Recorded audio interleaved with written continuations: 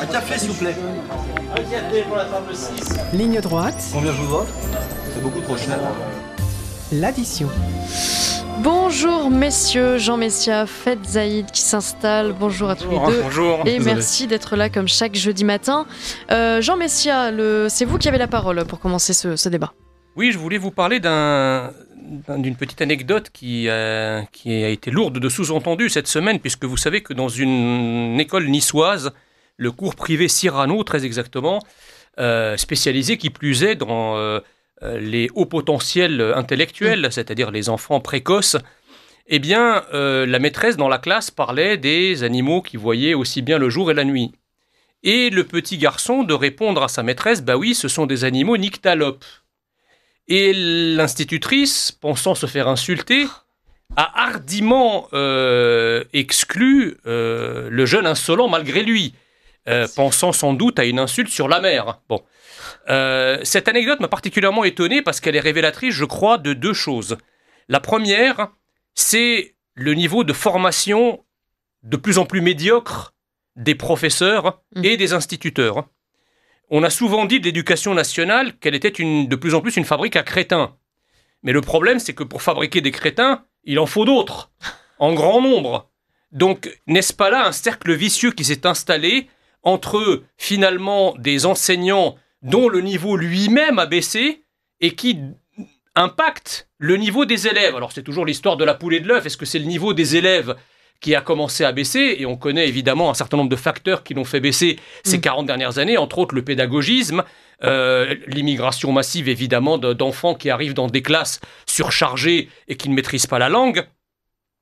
Et la deuxième chose, c'est le peu de soutien finalement que cet enfant a reçu de la part du corps enseignant de son école. Ouais. Je dois vous dire qu'il y a certaines écoles où s'il avait dit le mot auquel on pense tous quand on ne connaît pas le mot nyctalope, ils ne se sont pas fait virer. Ils ne se seront pas fait virer, les élèves qui disent nick autre chose que talope. Ouais. Bon. Là, la maîtresse ne semblait pas connaître ce mot. Et pas de soutien du corps enseignant, ni pour l'enfant, ni pour les parents. Alors, je me suis mis à comparer cette situation avec ce qui s'est passé à Tourcoing récemment, où vous avez une élève qui arrive voilée, à qui la prof demande soit d'enlever son voile, soit de ne pas rentrer dans la classe, et qui se fait rosser par l'élève. Et à quoi a-t-on assisté? Au lieu d'avoir un corps enseignant solidaire qui soutienne la professeure dans l'application simple de la loi, parce que c'est la loi, là, c'est pas une opinion politique de la prof. La loi de 2004 interdit le voile à l'école. Donc, au lieu que les enseignants se mettent au service de l'état de droit, qui les paye par ailleurs, eh bien, ils se mettent du côté de ceux qui enfreignent la loi, par cynisme ou par lâcheté. Bon, donc, que faut-il dans ce pays, finalement, pour que les élèves soient soutenus? Évidemment pas de faire partie du génie français, précoce dans le cas niçois que j'ai cité en exergue à mon propos, mais par contre, si vous êtes un élève qui est dans une forme de suprémacisme alter-identitaire et religieux qui veut imposer ce qu'il est aux autres, bizarrement, le corps enseignant fait bloc, non pas derrière l'enseignant, mais derrière l'élève. Donc on fait bloc derrière l'élève quand il enfreint les règles, quand il enfreint la loi, mais on ne se met pas derrière l'élève quand il fait preuve d'excellence. Je terminerai en disant, heureusement que ce petit garçon n'a pas prononcé le mot nictémère, qui existe aussi, et qui signifie un cycle biologique complet comprenant le jour et la nuit. Décidément, les trésors de la langue française sont innombrables et il serait vraiment temps que nos enseignants et nos instituteurs s'y plongent de manière hardie. Merci Jean Messia pour cet édito. L'addition.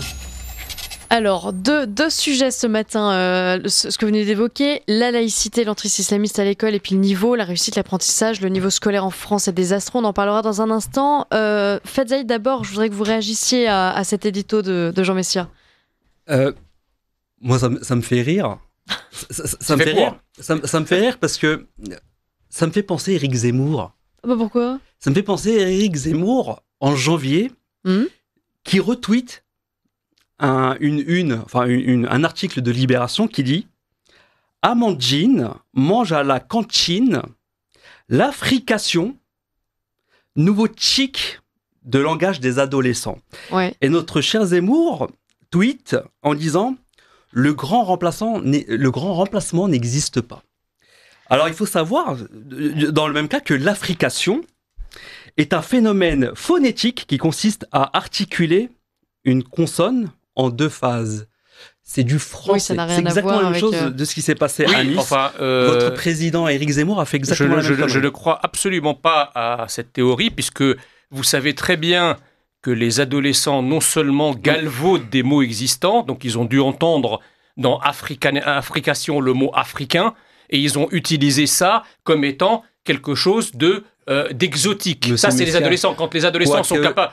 Quoi qu'il en soit, africation, il est bel et bien dans le dictionnaire mais dans français. La manière dont l'adolescent et l'article en parlent, c'est pas exactement comme ça que c'est entendu. L'adolescent, il est là pour apprendre, donc il peut effectivement transformer. Néanmoins, Éric Zemmour, lui, par contre, il ne peut pas faire cette faute. Il ne peut pas faire cette faute. Éric Zemmour il ne peut pas tweeter le grand remplacement arrive, ou je ne sais plus ce qui sortait comme bêtise.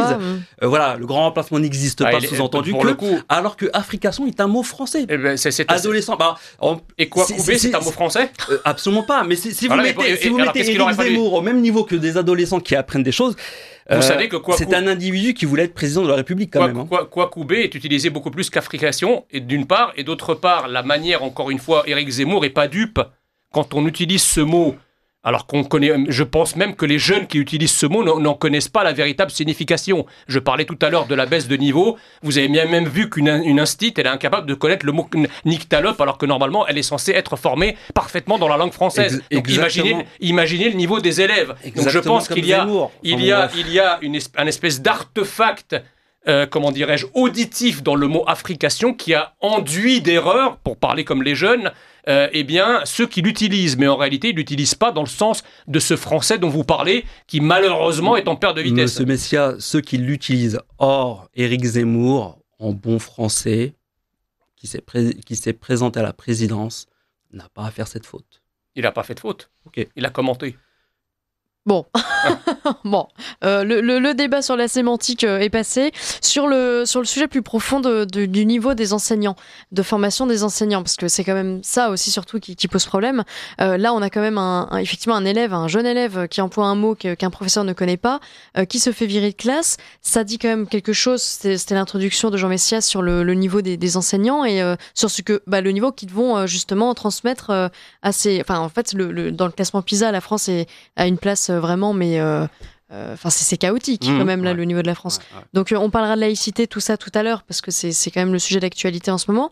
Mais sur ça, Zaïd, est-ce qu'il ne faut pas faire quelque chose, former davantage les professeurs Bien sûr, on en a parlé. Il faut absolument revoir notre système éducatif aussi. Il faut non seulement former un peu mieux nos professeurs, mais il faut recruter. Il faut recruter. Là, on est plutôt sur de la suppression de postes, là, mais. Malheureusement, mais encore une fois, voilà, il faut revoir vraiment ce système éducatif. Enfin, l'éducation, pour moi, c'est la base. C'est la base. Tout passe par l'éducation. C'est ce que dit le. Donc, si déjà on floppe sur l'éducation, on floppe sur nos enseignants. Il y a de quoi flipper. Ça peut être le mot. Si on floppe, on Parce qu'on en était à Non, mais c'est vrai qu'il y a de quoi flipper pour le coup de ces flops. Ce que je veux dire par là, c'est que là, dans le cas de l'école de Nice, c'était justement une école spécialisée dans les hauts potentiels intellectuels. Donc on ne peut pas dire que cet enfant, il arrive en milieu scolaire de droit commun, dont on pourrait penser que voilà... en périphérie, vous avez effectivement des éléments qui seraient mal formés et employés à la va-vite, comme l'éducation nationale sait le faire. Non, là, c'est une école spécialisée. Donc, on peut penser que si le corps professoral d'une école qui est spécialisée dans les hauts potentiels en arrive à ne pas gérer des hauts potentiels, alors imaginez le niveau moyen des enseignants dans l'enseignement de droit commun, et notamment l'enseignement public. Ça, c'est la première chose. La deuxième chose, vous avez dit que l'enseignement et l'éducation est à la base. Je dirais l'instruction est à la base. Et moi, je suis favorable à Reconquête. Nous sommes favorables pour le retour d'un ministère de l'instruction publique. En réalité, l'éducation nationale a été transformée en éducation nationale et non plus en instruction publique, parce qu'évidemment, nous sommes arrivés à une époque où il n'y a plus de pères et donc plus de repères. Et ce qui s'est passé, c'est que l'école a prétendu, aux côtés des savoirs, eh bien également éduquer. Or, l'éducation, depuis des siècles, elle se fait dans les familles. Elle ne se fait pas à l'école. C'est votre père et votre mère qui vous éduquent. C'est pas le professeur. Le professeur, il est là pour vous apprendre, pour vous transmettre un savoir.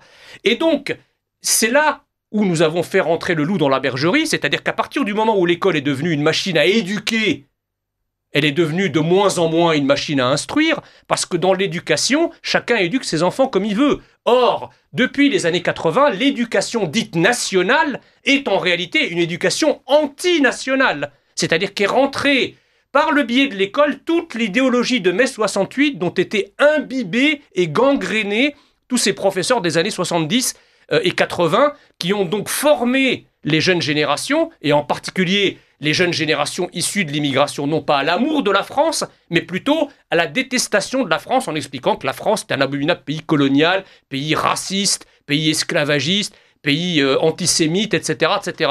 Et donc ce cocktail entre une éducation politique gauchiste ou gaucho-progressiste de nos élèves, de nos enfants, ajouté à la médiocrité de l'instruction, de par la médiocrité de la formation des enseignants, a donné un cocktail explosif dont vous avez, ma chère Maud, rappelé les résultats il y a un instant, c'est-à-dire l'effondrement du niveau éducatif de la France dans tous les classements internationaux.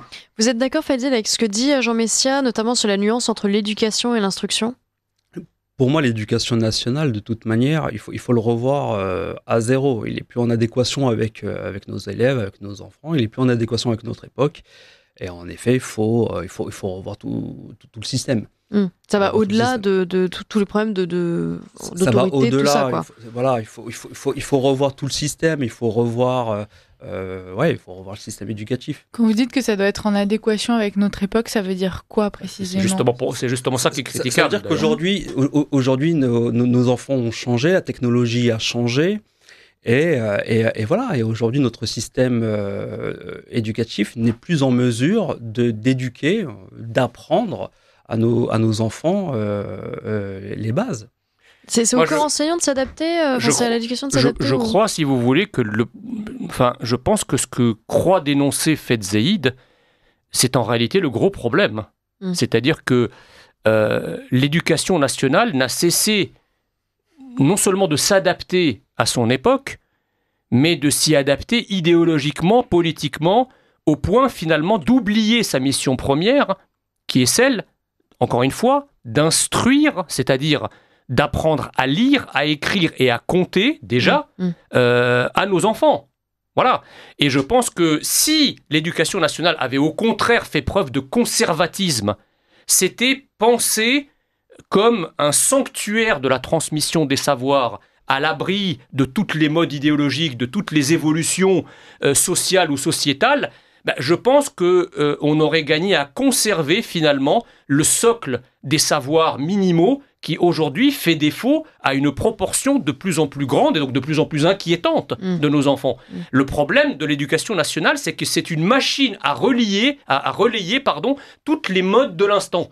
On va même jusqu'à faire de la propagande LGBT dans les classes au prétexte justement que comme la société évolue, il faut que les enfants apprennent le bigenrisme, la bisexualité, etc. à l'âge de 4-5 ans. On a même vu des ateliers de lecture animés par des drag queens.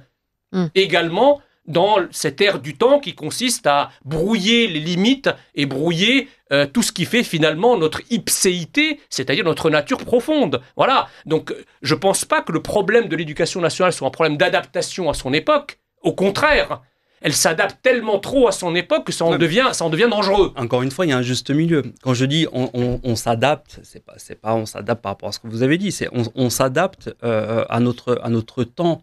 Mais quand je dis on s'adapte, précisément dans la façon d'enseigner, c'est ça. Je parle d'enseignement, je parle d'éducation, je parle pas de phénomènes politiques, etc. Mais vous savez très bien que vous, comme moi, on est issu d'une génération où justement, enfin en tout cas moi, parce que vous êtes plus jeune que moi, moi je suis issu d'une génération où l'école ne s'adaptait pas à son temps. où l'école prétendait au contraire conserver une sorte d'acquis national, conserver une transmission non seulement de la langue française, bon, des chiffres bien sûr et des mathématiques, mais également de ce qui fait qu'être français. C'est d'ailleurs pour ça que vous voyez des différences entre une immigration comme la mienne, qui a été une immigration assimilée par l'école, et une immigration, par exemple, pour ne pas le citer, comme celle de Yacine Bellatar, qui lui a pris un tout autre chemin, qui se dit, comment dirais-je, marocain né en France. Voyez, alors que moi je suis français né en Égypte. Vous voyez la nuance ? C'est pour ça que je dis il faut revoir le système éducatif, mais vraiment dès la base en fait, dès la maternelle, il faut rééduquer. Et c'est vrai que moi je suis d'une génération où on respectait nos profs, on respectait nos professeurs, on respectait les institutions. Aujourd'hui, on le voit bien, les élèves ne respectent plus rien. Voilà. Maintenant... Non, donc le problème vient pas de l'enseignement, ça vient vraiment de la société. Non, mais c'est un tout. On a des enseignants aujourd'hui qui ne sont plus formés comme il se doit. On a en manque d'enseignants d'ailleurs. Et par ricochet, on a des élèves, eux, qui se croient tout permis. Et une génération qui a changé. C'est ce qu'on disait tout à l'heure. Encore une fille voilée qui a frappé son professeur. Voilà, son professeur. Nous, à notre époque, il n'y avait pas ça. Et bien au contraire, si on avait un ami qui levait le ton sur un prof, c'était nous qui allons... Oui, mais le problème, c'est qu'aujourd'hui, vous avez un continuum inverse. C'est-à-dire que lorsque l'enfant a une mauvaise note, l'élève a une mauvaise note, ou qu'il est tensé par son professeur pour des questions de discipline, c'est les parents qui... au lieu que justement ses parents rappellent que le prof a raison, il y a ses parents qui souvent débarquent pour parfois aller jusqu'à tabasser le prof. C'est ça. Donc là, pour le coup, on a changé d'époque, et heureusement que l'éducation nationale ne s'adapte pas complètement à ce modèle, parce qu'alors là, ça serait la fin de tout. Alors vous êtes tous les deux d'accord sur le fait qu'il faut former davantage les professeurs de façon générale. Il y a une formation justement qui a été administrée aux professeurs et dont la nouvelle ministre de l'Éducation nationale se félicite. C'est une formation à la laïcité. Et visiblement, ça ne sert pas à grand-chose. Un professeur sur 5 est agressé en tentant d'imposer justement les règles de la laïcité en cours. 33% de ces professeurs ne sont pas soutenus par leur hiérarchie lorsqu'ils tentent d'appliquer ces règles liées à la laïcité et qu'ils sont agressés ou insultés, enfin peu importe, par leurs élèves. Qu'est-ce qu'il faut faire justement pour lutter contre ça ? C'est pas visiblement la formation, ça sert à rien. Là, on a des élèves qui se révoltent, qui se rebellent, qui vont parfois même, j'allais dire jusqu'à tuer leur prof. En tout cas, appeler justement au meurtre de leur professeur. C'était la commémoration du meurtre de Samuel Paty hier. Donc, Voilà, non mais on est en plein dans ce sujet. Qu'est-ce qui a changé depuis 4 ans, Faites Zaïd ? Pour moi, de toute façon, je prône la laïcité de nos institutions, c'est très important. D'accord. Après, concernant ces élèves, on parlait tout à l'heure de l'élève voilé. Puis, moi, j'ai fait quelques recherches hier et j'ai été sidéré. Je vous dis, en France, il y a 7220 écoles catholiques. Sur les 7220, il y a 7045 écoles catholiques qui sont financées par l'État. Je rajoute, il y a environ 300 écoles juives. Et sur ces 300 écoles juives, il y a 130 écoles sous contrat. Il y a 127 écoles musulmanes. Et vous savez, sur les 127 écoles musulmanes, il y a 10 écoles subventionnées. Donc déjà... Pourquoi je vous dis ça ? Je pars dans le principe que la laïcité est très importante dans nos institutions. Maintenant, je pars dans le principe que ces jeunes filles-là, voilées, qui veulent prôner justement leur religion, on doit les aider. Je pense qu'on doit les aider à ouvrir des écoles subventionnées. Je dis bien subventionnées. Pourquoi ? Pour garder justement un contrôle sur ces écoles. Voilà. Pour garder un contrôle sur ces écoles. Parce qu'effectivement... des écoles qui sont financées par des dons dont on ne sait même pas d'où ils viennent, il peut y avoir des dérives. Néanmoins, si on subventionne ces écoles comme on subventionne les écoles catholiques et juives, je pense que ça peut faire quelque chose. Voilà, c'est l'une des solutions que moi parce que 10 écoles musulmanes sur 130, et imaginez le ratio, il y a 300 écoles juives pour 600 000 juifs français, il y a un peu plus de 127, Ouais, mais 127 Fadzaï, écoles là, on- musulmanes pour plus de 10 millions de musulmans. Là, on parle Imagine la de frustration. l'école publique. Mais c'est ce que je vous dis. Et il y a des élèves qui, pour moi, ne se voient pas dans une école publique. Bah oui, mais ça, c'est pas notre problème, si Voilà, je veux dire. mais il faut les aider à en sortir, justement. Si tu n'es pas content, si tu n'es pas satisfait de l'école publique laïque, Tu vas dans une école musulmane. tu peux aller dans une école musulmane. Non, mais en fait, le raisonnement mais- s'entend, mais mais- je vais quand même le démonter. Le raisonnement s'entend, c'est-à-dire que après tout, vous avez des familles catholiques qui ne veulent pas que leurs Oui, oui, enfants bien aient sûr. entré dans le public et donc elles les mettent dans pourquoi le dire OK aux écoles catholiques, aux écoles juives, et subitement, pour les musulmans, il y a un souci. C'est Alors, culturel. je vais culturel, répondre pardon. à cette question. Mais on vous posait la question de manière fort subtile et fort intelligente, mais malheureusement, ce raisonnement se démonte assez aisément. Je vais commencer par un exemple. Le lycée Averroès, qui avait été mis à un moment comme le modèle du lycée républicain musulman, qui était donc un lycée musulman financé par l'État. Il avait d'ailleurs eu plusieurs prix d'excellence, il avait des résultats assez bons, en tout cas supérieurs à la moyenne au bac, et tout se passait très bien. Jusqu'au jour où l'académie a envoyé des inspecteurs pour contrôler la nature des enseignements qui étaient dispensés. Et là, on découvre que vous aviez des enseignements en arabe qui appelaient à la haine de la République, vous aviez des prêcheurs de haine qui étaient invités, etc., etc. Et au vu d'un rapport accablant qui a été rendu par les inspecteurs qui l'ont contrôlé, eh bien l'État a décidé d'annuler la subvention publique au lycée Averroès. Pourquoi ? Parce que moi je pense qu'en France, l'islam pose un problème spécifique. Déjà dans l'école publique, est-ce que vous avez déjà entendu dans l'école publique des enfants de confession chrétienne ou de confession juive s'ériger contre un professeur parce que l'enseignement du professeur aurait heurté leur conscience religieuse? Jamais. Monsieur Messia, Est-ce que vous avez des prêtres ou des rabbins qui appellent à la haine de la République, qui appellent à la haine de la France, qui traitent les Français de koufars, qui appellent parfois à la guerre sainte, au djihad? Je ne dis pas bien sûr que tous les musulmans sont comme ça, mais le fait est que l'islam de manière mondiale est travaillé par des courants fréristes, intégristes, salafistes, et que la France n'est pas une cage de Faraday avec ses 10 à 15 millions de musulmans.